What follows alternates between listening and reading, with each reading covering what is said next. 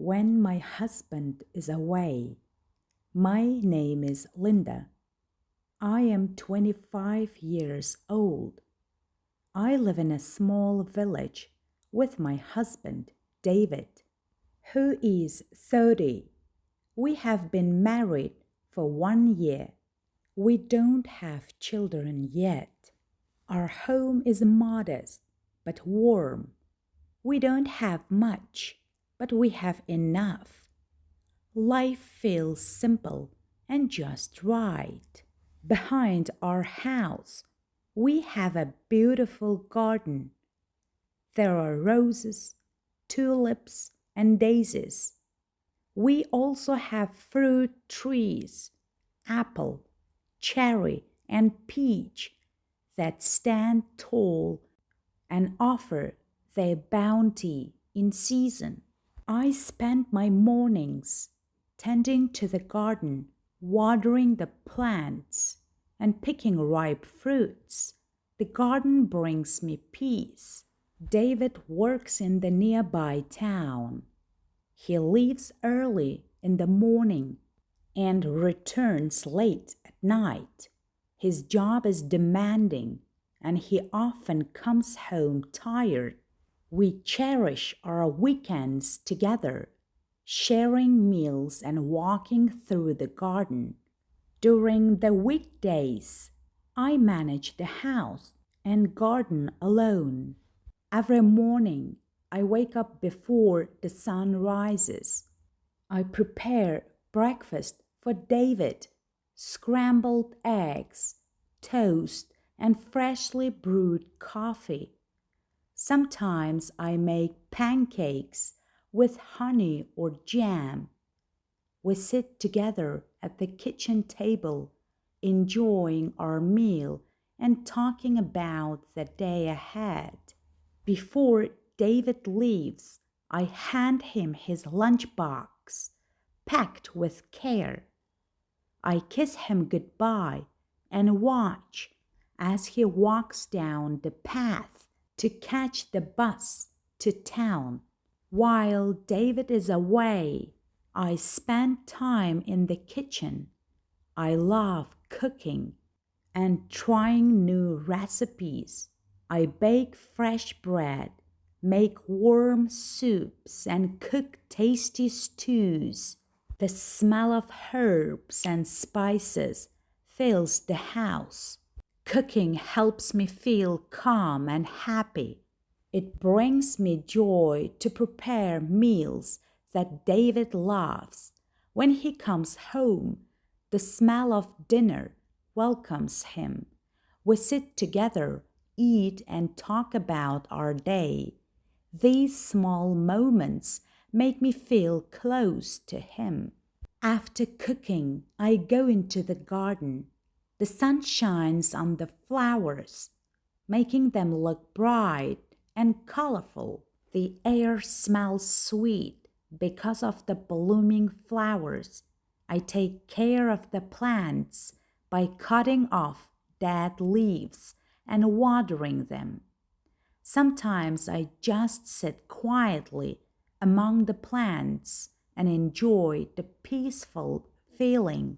To me, the garden is not just a place with plants. It shows how care and patience can help things grow. In the afternoons, I sit in my favorite reading corner. I make a cup of warm tea and open a book. I enjoy reading books that help me grow and learn.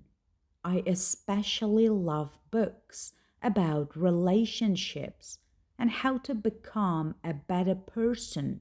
One of my favorites is The 5 Love Languages by Gary Chapman. It teaches me how to understand my husband better and make our marriage stronger. Reading has changed how I see the world. It teaches me to listen better, speak with love, and understand others' feelings. Every book gives me something new, a small lesson, a big idea, or a moment to think. These stories and lessons help me grow as a person and as a wife. I feel stronger, wiser, and more ready to build a happy life with David, a frequent visitor.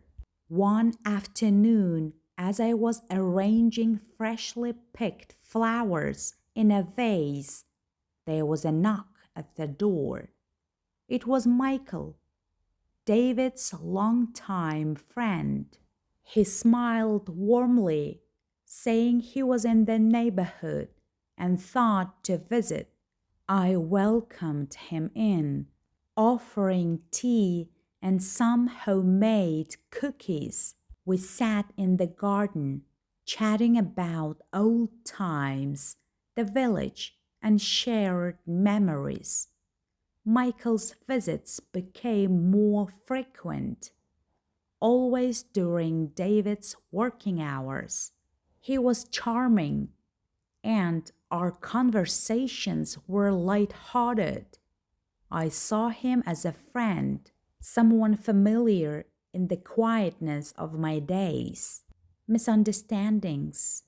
One day, while Michael and I were laughing over a shared joke in the garden, David's mother, Mrs. Thompson, arrived unexpectedly. Her face changed when she saw us together. She greeted us briefly and coldly, then left shortly after. That evening, David returned home with a troubled look.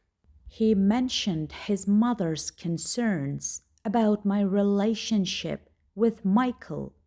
I was surprised and explained that Michael's visits were innocent and that I valued our marriage deeply. David listened, his eyes searching mine for truth. I assured him of my love and commitment. We decided it was best if Michael's visits occurred only when David was home. I also took the opportunity to share the insights I'd gained from my readings, discussing ways to strengthen our bond. Together, we built new routines, weekly date nights, open conversations, and shared activities.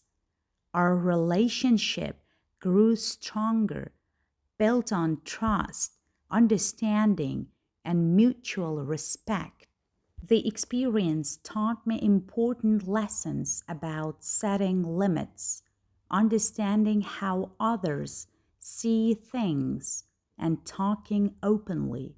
I kept learning more by going to local classes and joining a book club.